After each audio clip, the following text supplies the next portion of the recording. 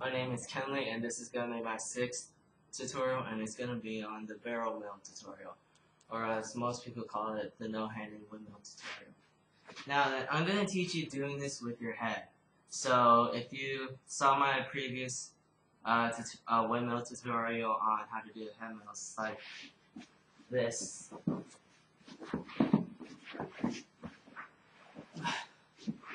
then you should be able to do that. Because I recommend you learn barrel mills first, because if you know how to do head mills first, you'll understand the concept of using your head on barrel mills. Now then, with barrel mills, these are going to be a lot more difficult, for me to do, because it's harder to generate momentum, like, without your hands on the carpet. Because with head mills, I'm able to keep my momentum because I'm still able to use my hands. But with barrel mills, it's going to be a lot more difficult because I had to twist my upper body when I'm doing barrel mills. Now then, a little drill that I would consider you to try and do is do head coin drops continuously. And when you do that, you want to try and get back onto your head, try and get back onto this position. And with that, you will look, and this is how it will look. You just keep head coin dropping and try and get back onto your head. Now then, what you do here is when you're doing that head coin drop, you're going to try and bounce down onto your upper back. And then what you're going to do is you're going to try and kick or swing your swinging leg up and push your hips up as well. And once you do that, try and go from your shoulder to your head. So you're gonna be on your upper back, swing up, hips up, and then go onto your shoulder, and then go onto your head. It's kind of hard to do in slow motion, but I'll try and show you. Also, know how I'm gonna be practicing the whipping or the twisting of my upper body when I do the whole head coin drop. So, twist up, twist shoulder up on my head.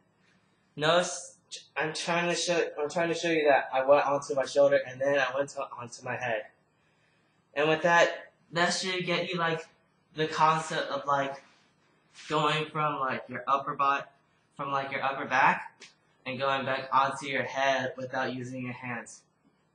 So with that, you should have a fairly good idea of knowing how to do barrel mills.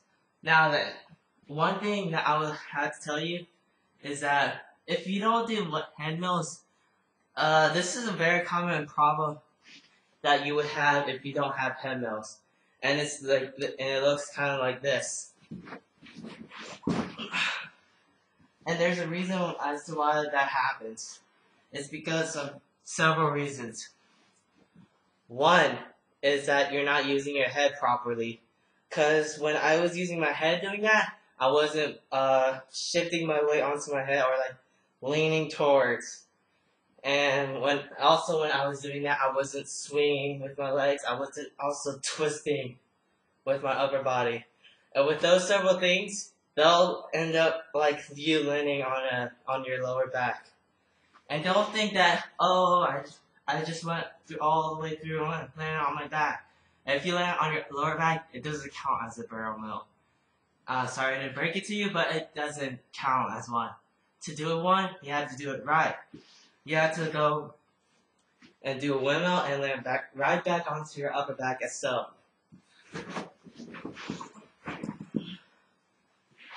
Now, if you can see, as you can see from here, I'm gonna be doing the same thing as I did in the head coin drop, except right when I get onto my head, instead of putting my legs down, I'm gonna twist my upper body, and I'm gonna swing my legs down as well, just like how you would do as a normal windmill. So think of barrel mills doing like continuous head cone drops, except your head's not. I mean, not your head. Your legs are not gonna be touching the ground, like going back onto the ground when you go onto your head. They're gonna be like still continuously swinging, and when you're onto your head, you're gonna be twisting your upper body. And the whole thing about twisting your upper body is a very major part of barrel mills. Because if you don't twist your upper body, you won't be able to like make it all the way through it, and you'll probably just turn onto either your side or to your lower back. And I learned barrel mills without like head mills. So I'm teaching you like how, from my perspective, of what happened when I didn't know head mills. So all I'm gonna warn you is that if you don't know head mills, you're gonna end up like landing onto your upper back, which is not. It's not very pleasant because I've had several injuries just landing on my lower back because of barrel mills and munch mills. So I would suggest to you learn head mills first, and then learn how to do barrel mills. And with that, I'm gonna show you as many barrel mills as I can on this carpet.